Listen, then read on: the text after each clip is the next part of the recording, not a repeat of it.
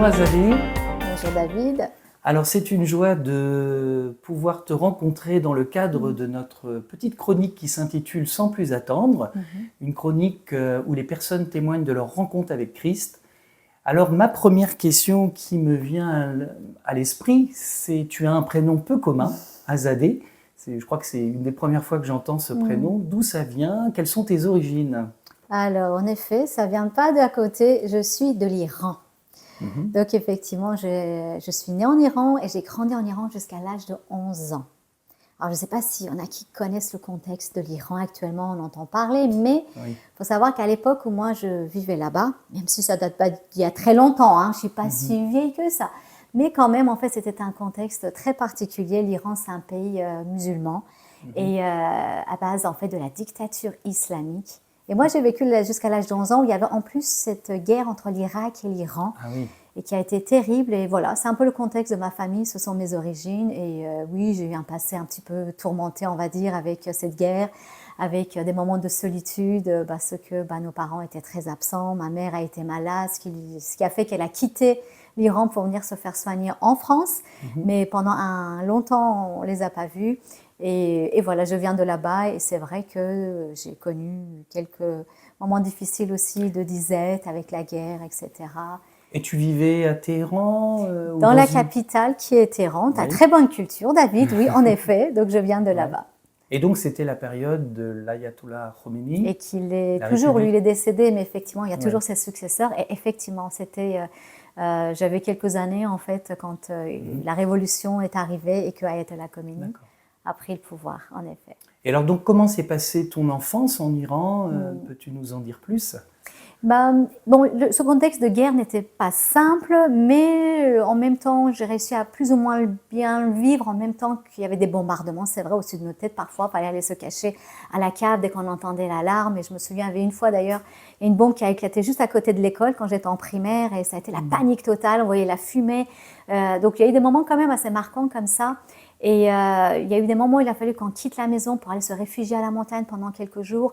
Il y a eu des moments de disette, comme je disais, où il n'y avait pas assez de ravitaillement pour toute la ville. Il y avait des moments de coupure d'électricité, par exemple, aussi. Bon, dans toutes ces choses-là, je sais qu'on a réussi à le traverser, mais je pense que même malgré qu'on entendait des nouvelles de mort, des proches, de la famille ou des amis, malgré ça, on a réussi à traverser ça. Je pense que ce qui m'a le plus marqué et les des séquelles par la suite, ça a été plutôt le dysfonctionnement familial. Là, en effet, mes parents étaient en grande discorde et tout le temps, sans cesse, en train de se disputer. Et moi, j'étais un peu l'intermédiaire de ces parents-là qui, étaient pas forcément à la hauteur de leurs tâches de parents. Comme je disais, ma mère était malade, notre père était très, très absent. Il voyageait beaucoup aussi pour son travail. Et je pense que finalement, c'est ce qui a été le plus dur pour moi dans mon enfance. D'accord.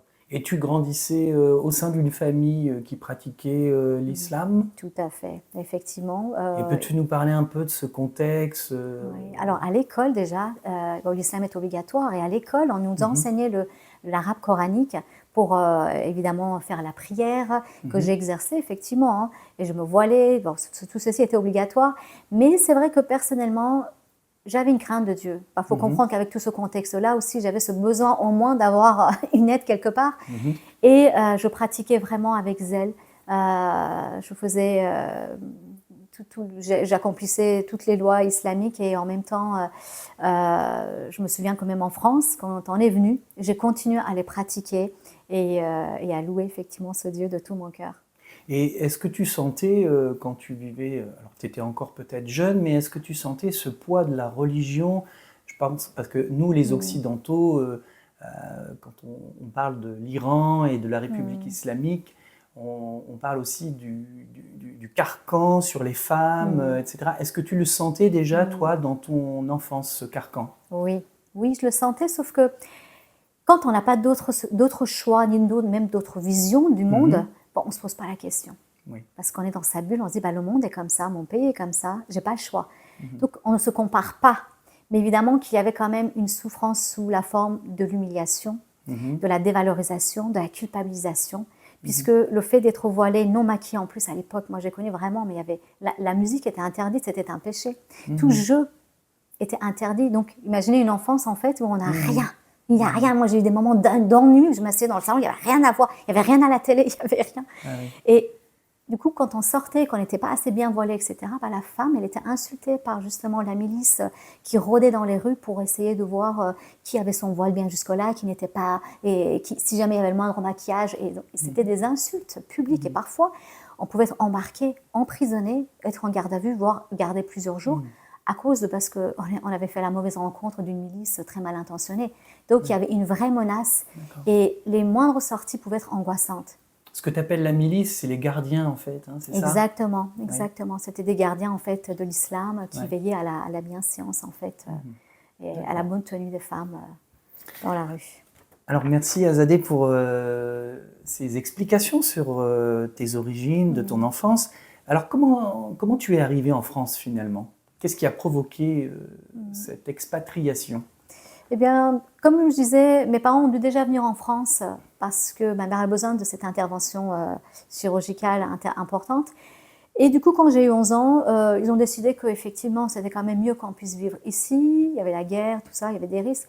Donc, on est venu et on a fini par rester, alors que ce n'était pas forcément l'intention initiale. Mais voilà, Dieu a fait en sorte qu'on est resté. Et comme j'étais plutôt bonne à l'école, quand c'est vraiment plu ici, j'ai aussi un frère et une sœur. Et on est venu, du coup, c'est ma mère qui nous a emmenés. Mon père a fait le choix de rester en Iran. Et nous, chaque été, on retournait en Iran, bien sûr, pour le visiter, pour voir la famille. Mais mon père restait assez absent, finalement, de la vie française chez nous. Et il est resté là-bas. D'accord. Et tu habitais dans la région parisienne? Oui, comme aujourd'hui encore, tout à fait. D'accord. Et alors, comment s'est passée ton adolescence en France? Alors, plus ou moins bien, mais comme tout adolescent, s'il fallait péter un câble à un moment donné, ça a été là. En fait, j'aimais la France, alors le pays de la liberté. Alors là, ça a été vraiment pour moi quand même une bonne bouffée d'oxygène et d'air. Mais je continue à pratiquer l'islam parce que voilà, alors je mettais plus le voile, etc. Mais pour tout ce qui est de faire ma prière, les interdits, pas d'alcool, pas de fréquentation avec les garçons, pas de sortie, etc. J'observais tout cela. Mais cela dit, j'avoue qu'il y avait un mal-être en moi depuis l'enfance, avec une espèce de morosité, de tristesse qui grandissait en moi sous forme de dépression. Et à l'adolescence, ça ne faisait que se creuser. Il y avait comme un vide qui ne me lâchait pas. Et le bouquet final a été lorsque notre père, finalement, nous a abandonnés du jour au lendemain. Il s'était remarié, la polygamie étant autorisée dans l'islam. Et on s'est retrouvés vraiment, mais sans aucun moyen, parce que c'est lui qui nous envoyait l'argent. Et ça a été une période vraiment difficile, financièrement, psychologiquement, et surtout émotionnellement. Parce que j'ai tout fait pour essayer de raisonner mon père, d'essayer d'établir un dialogue, de le rattraper, de le ramener à l'amour pour nous. Et dans tout cela, comme il était inentendable, eh bien, malheureusement, en fait, j'ai développé une haine contre mon père qui était une haine meurtrière. Et psychologiquement, ça m'a vraiment détruit moi-même, premièrement. Et deuxièmement, j'ai fini par commencer à faire une dépression de plus en plus profonde, à être de plus en plus isolée, ce qui fait que finalement, ça m'a valu des études de médecine, des études poussées, parce que je me réfugiais dans les études. Et pour me protéger, j'ai dit à ma mère, je ne veux plus aucune nouvelle de cet homme-là. La seule fois où tu auras l'autorisation de m'en parler, ce sera pour m'annoncer sa mort. Parce que littéralement, c'est ce que je souhaitais vraiment pour lui. Et tu étais avec ta maman et tes frères et sœurs? Vous étiez nombreux à être venus en France? On n'était que 4, voilà. 4, frères, sœurs, ma mère, on vivait Et c'est ensemble. votre père qui pourvoyait à vos besoins? Exactement. Donc ta maman a dû aussi... ma maman qui était malade, oui, elle a fait ce qu'elle a pu pour subvenir à nos besoins ici. Ouais. D'accord. Alors durant ces années un petit peu difficiles, finalement, qu'est-ce qui t'a amené vers Christ? Comment as-tu rencontré Christ dans ta vie? En effet, alors ce qui s'est passé, c'est que, je vous disais, il y avait une dépression qui me rattrapait de plus en plus. Et en effet, vers l'âge, j'avais à peu près une vingtaine d'années, où j'ai vraiment basculé dans une forte dépression réactionnelle suite à encore d'autres événements qui sont arrivés dans ma vie. Et du jour au lendemain, je me suis enfermée dans la chambre et je voulais vraiment plus sortir. D'ailleurs, je ne suis pas sortie. Je voulais plus me nourrir, je voulais plus manger. Littéralement, je me laissais mourir. C'était un sentiment de mort qui me gagnait de plus en plus. Et en réalité, mon projet de vie était, un jour, quand j'aurai mon diplôme de médecine et que je prouverai à ce père indigne qu'il était passé à côté des enfants admirables qui ressuscitaient dans la vie, que je mettrais fin à mes jours parce que cette douleur morale était trop grande, pour que je puisse en faire quoi que ce soit, pour vivre avec, pire encore, me marier, avoir des enfants, leur faire survivre, c'était impossible pour moi. Et finalement, oui, j'ai basculé dans cette procrastination. Je suis restée dans la chambre, je ne voulais plus m'alimenter et me nourrir pour effectivement me laisser partir, tout simplement. Et ma famille a eu très peur. Ils ont absolument voulu m'hospitaliser et j'ai réalisé moi-même que je commençais vraiment à avoir des pulsions inconscientes suicidaires où je voulais vraiment mourir. Bon, même si je savais que ça viendrait un jour, mais là, je n'étais pas encore prête, ce n'était pas le moment. Je n'avais pas encore mon diplôme de médecine complètement. Tu étais un peu jeune quand même. Hein. J'étais jeune, j'avais une vingtaine d'années, mais là, quand même une petite notion de... Ouais, non, peut-être pas. Mais j'ai vu quand même, mon âme le demandait, mon âme demandait paix. Et elle demandait à dormir définitivement. Donc, j'ai accepté de me faire suivre par un psychiatre en ville pour ne pas être hospitalisée. Et donc, effectivement, j'ai eu 1 an de suivi psychothérapeutique. Avec un traitement antidépresseur et tout ce qui va avec et tout ça. Et j'avoue que ça m'a fait du bien. Ça ne m'a pas guéri, mais ça m'a fait du bien. Et au bout de cette année-là... Disons que ça ne guérissait pas la cause. Exactement. Mais ça calmait tes angoisses. Exactement. Et ça m'a permis de ressortir la tête hors de l'eau au bout de 1 an. Mais effectivement... Il y avait encore des choses latentes. Le passé était le passé tel qu'il était. Les blessures, les frustrations, l'amertume étaient encore là. Mais j'ai sorti la tête hors de l'eau. Et ce qui s'est passé, c'est que je me souviens très bien qu'à un moment donné, je me suis dit, plus jamais ça. La douleur morale était d'une telle ampleur que j'ai cette prise de conscience à me dire, je ne veux plus jamais retourner dans cette douleur-là. Et là, je m'en suis pris à Dieu. Je dis, écoute, on va s'expliquer, toi et moi. Si ça se trouve, finalement, c'est l'islam, c'est toutes les interdictions de l'islam, tu ne feras pas ci, tu ne feras pas ça, qui font que je suis malheureuse, parce que je ne comprends pas finalement. Je prie, je te cherche et je vais de mal en pire.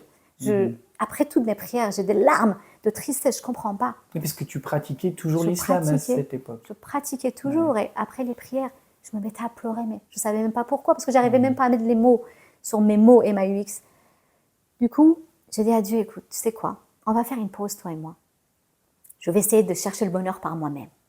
Si ça se trouve, c'est dans tout ce que je n'ai pas expérimenté. Les jeunes de mon âge, ils font ça, ils font ci. Allez, hop, moi j'y vais. Je vais toucher à toutes ces choses-là. Et un jour, tu sais quoi, on s'expliquerait, toi et moi. Parce que j'avais quand même encore cette crainte de Dieu. Dieu existe. Pour moi, Dieu existait, c'était évident. Et je dis, un jour, je reviendrai à toi. Mais en attendant, j'ai besoin de survivre. Donc, ciao et à bientôt. Surtout en médecine. En médecine, les soirées sont animées. Eh oui, exactement. Alors, je participais pas trop, mais je voyais bien de loin quand même. Je refusais tout. Et puis à un moment donné, je me dis, mais quand même, effectivement, les jeunes de mon âge vivent autre chose. Bah, je vais les rejoindre, je vais y aller. Et c'est vrai que du coup, pendant 2 années, bon, j'ai fait tout ce qu'on n'aimerait pas que nos enfants fassent. Évidemment, j'ai fait les sorties, l'alcool, le cannabis, le tabac, j'ai tout essayé. Les sorties avec les garçons, les relations. Et puis même, j'avais tellement besoin d'adrénaline que j'ai commencé à faire tout ce qui était les sports dangereux, du parachutisme, des sauts à l'élastique. J'avais juste besoin de me sentir vivre. Et en même temps, bah, si je mourais, ça m'aurait été un gain parce que la vie était trop dure. Et bien, vous savez quoi? J'ai découvert mon talent de la rigolote des soirées, d'animatrice. On m'invitait à toutes les soirées, donc j'y allais. Mais personne ne se doutait qu'au fond de moi, il y avait une telle profonde tristesse que lorsque je rentrais chez moi et que je me recouchais sur ma tête d'oreiller, des larmes encore de tristesse et un vide en moi coulait. Et j'étais toujours là, mais quand est-ce que je vais pouvoir être normale comme les autres? Qu'est-ce qui ne va pas chez moi? Il y avait toujours ce vide-là qui traînait, qui était là. Et personne ne s'en rendait compte. Tellement on peut masquer. Je masquais très bien. Beaucoup de gens masquent terriblement bien autour de nous. Et alors donc, là, tu étais dans une période vraiment très noire intérieurement. D'où est arrivée cette lumière finalement, cette espérance, cet espoir que nous trouvons en Christ, dans l'Évangile? Comment tu as pu accéder à cette révélation? Eh bien, c'est là où tout a basculé, c'est qu'à un moment donné, donc mon petit copain de l'époque, un Français lambda, qui pratiquait pas du tout, il vient me voir et me dit, j'ai rencontré Jésus. Il faut que tu t'en parles. Il m'offre une Bible, il commence à me parler Jésus par-ci, Jésus par-là. Je vais à l'église, ce serait bien que tu viennes avec moi, tu verras. Et là, évidemment, il m'agace profondément, ce garçon-là, parce que même si je ne pratiquais plus l'islam, il faut savoir une chose, je me savais toujours musulmane, et là, toute ma culture et mon orgueil musulman revient au devant de la scène, et là je me dis, oula, si ça se trouve, oh Dieu, c'est le moment où tu me rappelles à venir à toi, parce que je t'avais dit qu'un jour on s'expliquera tous les deux. Et là, du coup, moi, je ressors mon Coran et je commence à lui balancer des versets coraniques et à entrer en guerre avec lui. Ah oui. Et je le vois, ce garçon, qui change. Je le vois vraiment de quelqu'un d'introverti, peu de confiance en lui. Il devient de plus en plus confiant, épanoui. Et là, je me dis, mais un truc qui cloche. Bref, je l'ai poursuivi jusqu'à un camp chrétien de jeunes parce que de toute façon, je n'avais pas d'autre choix que d'aller le détruire sur le terrain de mon ennemi à l'époque. Et pendant une semaine, j'ai assisté de façon très sérieuse avec mon Coran et la Bible qu'il m'avait offerte, mais que je n'avais pas besoin de lire, bien sûr, parce que ce n'était pas là mon but. J'ai assisté à toutes les réunions. J'avoue que j'ai entendu parler de Jésus pour la première fois de la manière dont la Bible en parle, pour la première fois, alors que dans le Coran, on en parle quand même. Je trouve c'est Issa. C'est Issa, le meilleur des prophètes, qui n'a jamais péché. Enfin, il a pas mal de vertus. Mais du coup, tout ce que la Bible disait, je trouvais ça intéressant. Je me disais, pourquoi pas, finalement. Bon. Si Dieu a voulu faire comme ci, comme ça, Marie, par l'Esprit de Dieu, enceinte, c'est même pas ça mon problème. Mon problème était dans le fait que Dieu ne peut pas avoir des choses différentes. Si on n'a qu'un Dieu, il y a trop de diversion dans toutes ces choses-là. Et la vérité, forcément, chez moi, dans ce qu'on m'a enseigné, dans ma foi à moi. Et c'est vrai que j'entrais en confrontation avec tous les jeunes qui étaient tout mignons, qui venaient me raconter leur histoire, leurs témoignages, comme je suis en train de vous le faire là. Et du coup, moi, n'oubliez pas que j'étais en médecine, donc je les analysais. Et je me disais, oui, ils étaient tous en difficulté à un moment donné ou à un autre. Ils ont eu un besoin, donc ils sont accrochés à ce Jésus. Voilà, ça a été leur moyen thérapeutique de s'en sortir. Puis je les voyais tous qui priaient le Seigneur, qui louaient, qui chantent à l'église. Je disais, c'est une hystérie collective, ils se mettent tous en condition, c'est contagieux, c'est tout. Oui. J'analysais tout. Mais il était hors de question que je me remette en question et que je demande qu'on prie pour moi. En tout cas, ce qui s'est passé, c'est qu'à la fin de ce camp, en quelques jours même, je dirais, personne ne voulait plus m'approcher tellement j'avais une tête de chien enragée que je faisais peur à tout le monde. Et même les pasteurs, je les ai tellement fatigués. À la fin, ils m'ont tous dit, écoute, Azadeh, on t'a tout dit. Tu entends, tu sais maintenant ce que Jésus dit de lui-même. T'as qu'à lui demander toi-même. Demande-lui qu'il te parle. La révélation personnelle. Oui, mais comment je pouvais savoir ce que c'est ça, moi? Là, je me dis, mais ils sont vraiment fous, ces chrétiens-là. Mais jusqu'au bout, ça veut dire quoi? Mais Dieu, il ne va pas descendre, il ne va pas m'envoyer un ange pour me parler. Mais bon, bref, comme il n'y avait plus personne qui voulait me parler, je n'avais pas le choix. Mon seul interlocuteur n'en restait plus que Dieu. Et là, j'avoue que une phrase de Jésus m'interpelle. Jésus dit, « Je suis le chemin, la vérité et la vie. Nul ne vient au Père que par moi. » Cette phrase-là était très incisive et claire. Ça voulait tout simplement dire, c'est lui et pas un autre chemin, ou alors tout était faux dans ce cas. Et là, je me dis, bon, Azadeh, imagine, si tu meurs aujourd'hui, que tu te retrouves en face de Dieu et que tu vois qu'en effet, il y a Jésus-Christ à sa droite, qu'est-ce que tu vas lui dire? Tu ne pourras plus dire maintenant que tu ne le savais pas, que tu n'avais jamais entendu parler de lui. Là, je me suis dit, tu en as trop entendu parler pour ne plus rien en faire. Alors, tu es obligé d'aller jusqu'au bout. J'avoue que ça a été vraiment dur. Vous imaginez, vous remettez en question quoi?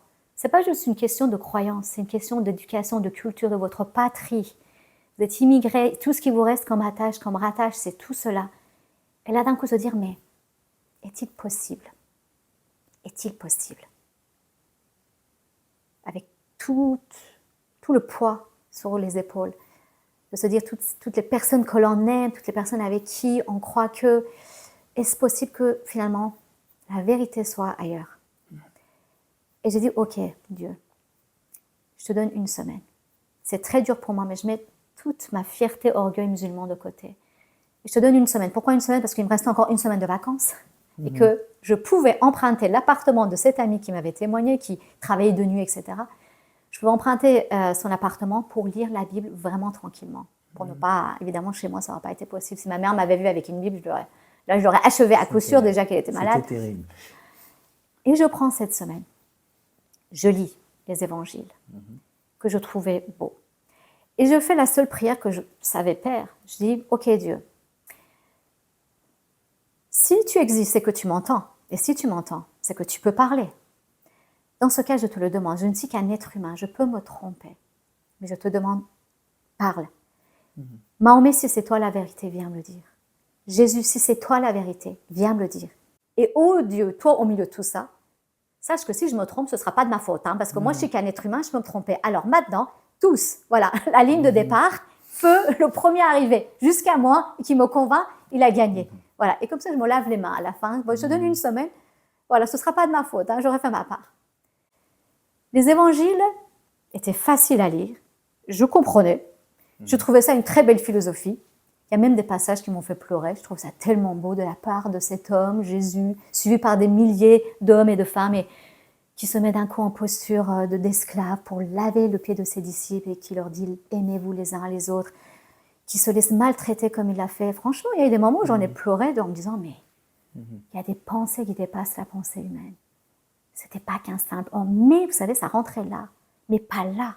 C'était beaucoup trop important pour moi l'enjeu. » Et je me souviens, le tout dernier soir de mon séjour, finalement, j'assiste au culte, donc je vais à l'église locale, à côté, une église protestante évangélique, et là, le prédicateur, il parle d'un Jésus, avec toutes les questions finalement qui étaient dans ma tête, et à la fin de son message, je me dis, oh là là, mais toutes les questions qu'il a soulevées sur Jésus, mais c'est tout ce qu'il y a dans ma tête, mais qu'est-ce que ta tête, elle est compliquée à zader finalement.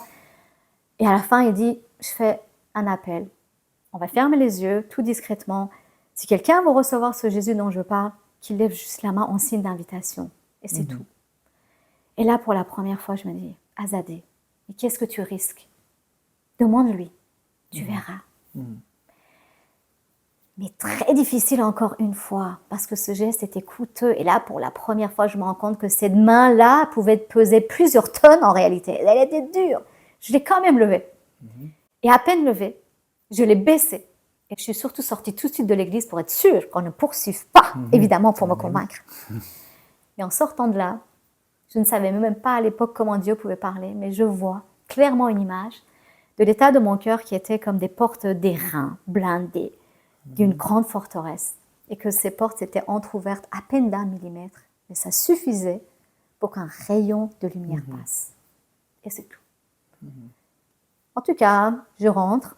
Je fais ma valise pour le lendemain parce que je prenais l'avion pour rentrer. C'était un appartement dans le sud, loin. Et très déçue, je dis à Dieu, tu vois, je t'avais vraiment cherché de tout cœur et je ne t'ai pas trouvé. Alors dommage. J'avais quand même vu que ces chrétiens avaient un petit truc quand même, j'avais vu. Mais moi, je ne l'ai pas trouvé. Je range tout, Bible, Coran, machin, dans la valise, hop, et je retourne à ma vie d'avant.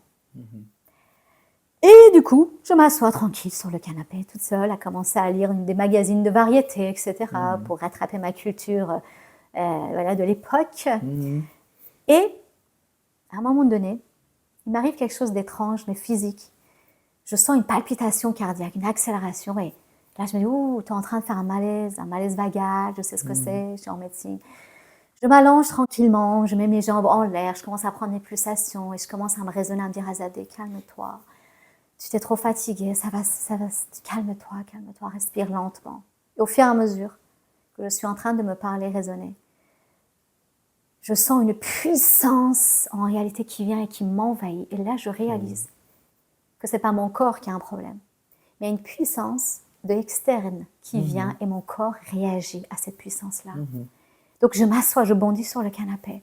Et là, cette puissance envahit tellement la pièce où j'étais, même au-delà de la pièce où j'étais.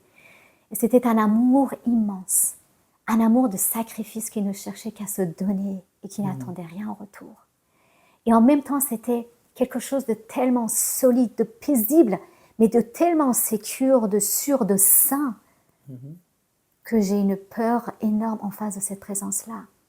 Et là, d'un coup, je cache mes yeux, je ferme les yeux, je cache dans mes mains, toute tremblante, et je me dis, mais qu'est-ce qui se passe? Qu'est-ce qui m'arrive?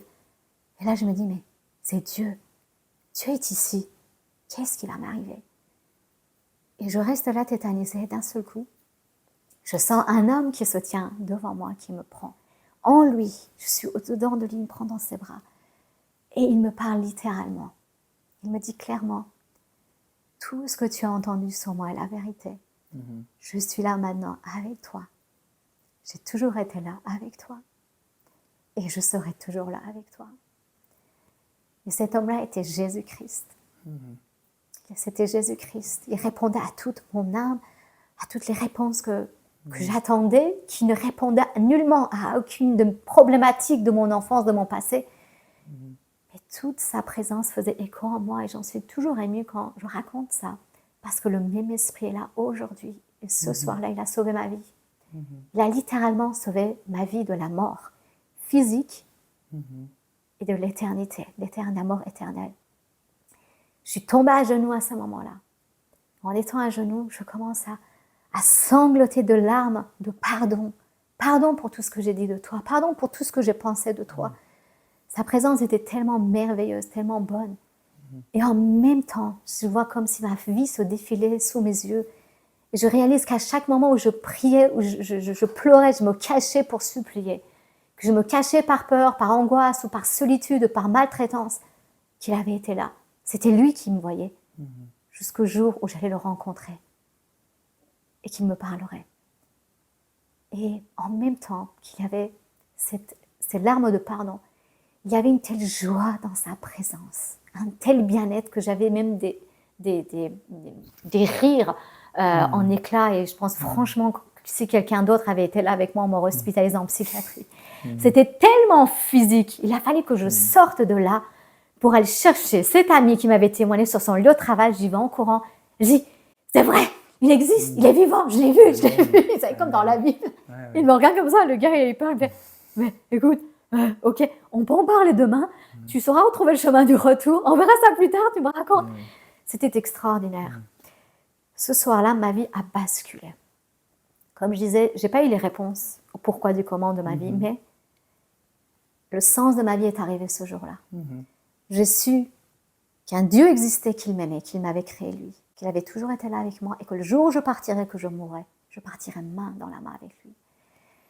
Le sens de ma vie a pris vie à ce soir-là. La dépression m'a complètement quittée, même si j'insiste sur le fait que pendant des années à venir, il a fallu que je travaille mon caractère, mes habitudes, mon mode de pensée, etc. Mais il y avait une joie de Dieu qui était là sans cesse, qui me poursuivait. Je me souviens qu'un jour même, j'ai réalisé en me regardant comme ça, vous aimez, c'est ça être normal. C'est ça être heureux. Le bonheur était en moi. Christ avait répondu à tout cela. Tu vas certainement me demander, et ta famille, comment elle a réagi? Je le vois venir la question. Tu peux nous parler. Mais c'est vrai qu'après ce témoignage glorieux, j'imagine, comme tu l'as dit, il y a eu un avant et un après. Et l'Azadée d'après était certainement différente et il y a dû y avoir un impact sur ta famille. Peut-être qu'est-ce que tu fais aujourd'hui, comment tu sers le Seigneur. Et puis est-ce que tu es retournée en Iran depuis? Alors, effectivement, ma famille a été persuadée que j'étais dans une secte parce que voir ma transformation, c'est radical, alors qu'au fond, c'était moi qui étais la plus zélée pour l'islam. Et donc, ce qui s'est passé, c'est que je leur ai dit, venez et voyez. Viens et vois. Exactement. Comme les paroles de Jésus. Exactement. Et c'est ce qui s'est passé. Dieu a été vraiment bon. Il les a attrapés un à un. Vraiment, des miracles, des signes, des prodiges ont commencé à suivre dans notre famille. Au point qu'aujourd'hui, effectivement, mon frère, ma soeur, ma mère ont vu Jésus, ont cru en Jésus.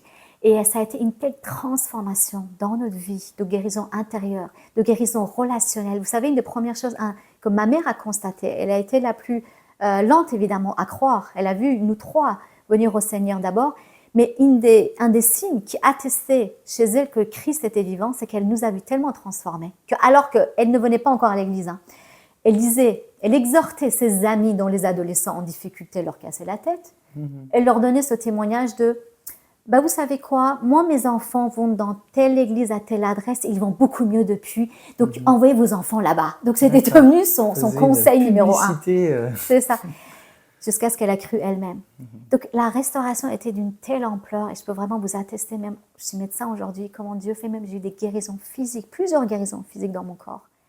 Mais la plus belle, le plus beau des miracles, c'est celui de l'âme. C'est vraiment celui de l'âme. C'est vraiment un témoignage de cette promesse de la Bible. Toi et ta famille, vous serez sauvés. Amen. Le Seigneur s'est révélé à toi et ensuite ta famille est venue à Christ. Oui. C'est vraiment glorieux.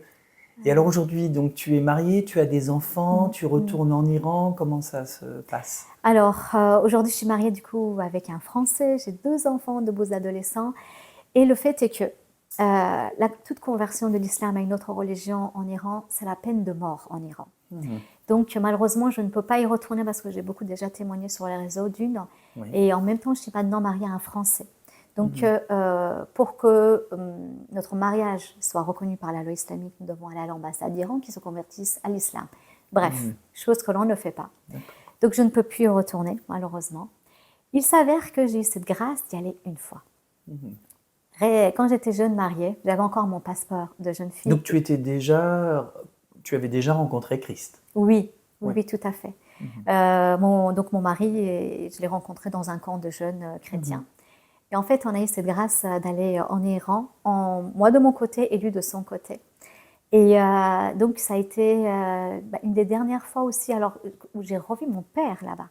Parce qu'il faut savoir que Christ m'a donné un tel pardon pour mon père que j'ai invité à notre mariage, évidemment. Et mon père s'est donné aussi à Christ en assistant pendant 1 mois à cet amour fraternel à l'église aussi, etc. Donc, on est allé une fois. On a pu aussi revoir mon père dans ce contexte de sa famille. Mon père a remis sa vie en règle. Maintenant, il est retourné avec ma mère. Et en fait, il vit toujours là-bas. Quand il peut, il vient. Ma mère va là-bas quand elle peut. Et là-bas, on a pu visiter la famille sans avoir cette intention de témoigner, parce que ma famille étant musulmane et puis j'ai une partie qui est intégriste.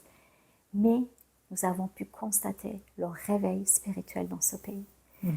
Parce que, à la fin de notre séjour, mon père avait pris l'habitude de nous introduire juste pour rendre grâce à table. Mon mari rendait grâce à table en français, et moi je le traduisais en adoucissant les mots, évidemment, pour la famille. Et à la fin de ce séjour, en cachette, les membres de ma famille venaient me voir comme Nicodème dans l'obscurité en me demandant « Mais Azadeh, dis-nous, mais est-ce que ton mari s'est converti à l'islam ?» Alors je disais « Ben non. » Il disait « Mais alors toi, t'en es où dans ta foi ?» Et là, je me mettais à raconter mon histoire. Et évidemment, tout de suite, ça partait en « Attends, mais tu sais très bien que l'islam dit que… » etc. Et moi, je répondais « Mais bien sûr, je connais ces choses, tu me connais. Laisse-moi juste te raconter mon histoire. » Et systématiquement, à la fin de mon témoignage, la personne se mettait à pleurer et me demandait de prier pour elle, pour recevoir la même chose. Et me témoignait que soit quelqu'un lui avait déjà parlé de Christ, soit quelqu'un lui avait donné une Bible, soit elle connaissait quelqu'un qui était devenu chrétien. Pour vous dire comment l'évangile se répand dans ce pays. Et nous avons pu aussi visiter une église là-bas avec mon mari. Et nous avons vu la grâce qui touchait les gens. Des personnes qui venaient, des musulmans notamment voilés, qui s'avançaient à l'appel, qui demandaient la prière. C'est là où vraiment on a réalisé, là où le péché abonde, la grâce surabonde. Dans un pays fermé, persécuté, où les chrétiens sont emprisonnés et torturés, où d'ailleurs la persécution va tellement grandissante que maintenant, cette église dont je vous ai parlé à l'instant, par exemple, a été fermée. Les églises ne sont pas des églises récentes. Oui, alors justement, je voulais te poser la question. Aujourd'hui, on est en 2025. Est-ce que c'est une église… Alors, je suppose que c'est une église cachée. Ils se réunissent dans les maisons. Comment ça se passe en Iran aujourd'hui? Il y a une petite minorité arménienne en Iran qui sont donc des chrétiens. Et eux, ils ont le droit d'avoir leurs églises qui sont là de longue date. C'est ça, oui. Donc, les églises historiques. Voilà, on les tolère. Donc, dans ces locaux-là, ils peuvent se réunir. Sauf que, comme je dis, il y a eu un réveil il y a des années. Il y a eu effectivement des Iraniens, donc des musulmans qui allaient dans ces locaux-là et du coup qui se donnaient au Seigneur. Donc, ça a tellement grandi que là, une persécution s'est rajoutée par-dessus. Ah, oui. Et donc, cette église, par exemple-là, a été fermée littéralement. Et donc, des pasteurs qui ont été emprisonnés, etc., et même tués. Et ils ont interdit aujourd'hui, du coup, que les prédications soient en persan, qui est la langue donc, de l'Iran, mais que ce soit en arménien seulement. Et donc, l'entrée est aussi n'est autorisée qu'aux Arméniens. Donc, tout est contrôlé. Mais le témoignage de Christ continue. Je peux vous dire qu'il apparaît à des gens, qu'il guérit des cancers métastasés chez des gens. Ce qui fait que ce n'est pas juste un malade qui se donne au Seigneur, mais toute sa famille, voire le village parfois. Ce qui fait que les gens se réunissent en souterrain, effectivement en cachette, mais toujours au risque d'être dénoncé par un voisin qui se rend compte Bien sûr. qu'il y a des réunions là régulièrement. Et la police qui débarque, qui embarque les gens, qui les emprisonne, qui les torture. C'est très, très dur. Mais Christ continue à œuvrer. Beaucoup arrivent à fuir le pays, à s'expatrier et être exilés ailleurs. Et on voit quand même la main de Dieu qui continue, que rien ne l'arrête. Et que rien n'arrête la foi des gens qui parfois ont vu soit un miraculeux, soit juste entendu parler de l'Évangile suffisamment, une foi solide, qui ne renie pas, malgré qu'ils n'ont même pas vu de leurs propres yeux. Et c'est ça qui est extraordinaire et qui nous fortifie aujourd'hui. Eh oui. Merci beaucoup Azadeh pour ton témoignage qui, je suis sûr, fera du bien à de nombreux internautes. Nous nous disons à bientôt pour une nouvelle chronique de Sans plus attendre. Au revoir. Au revoir.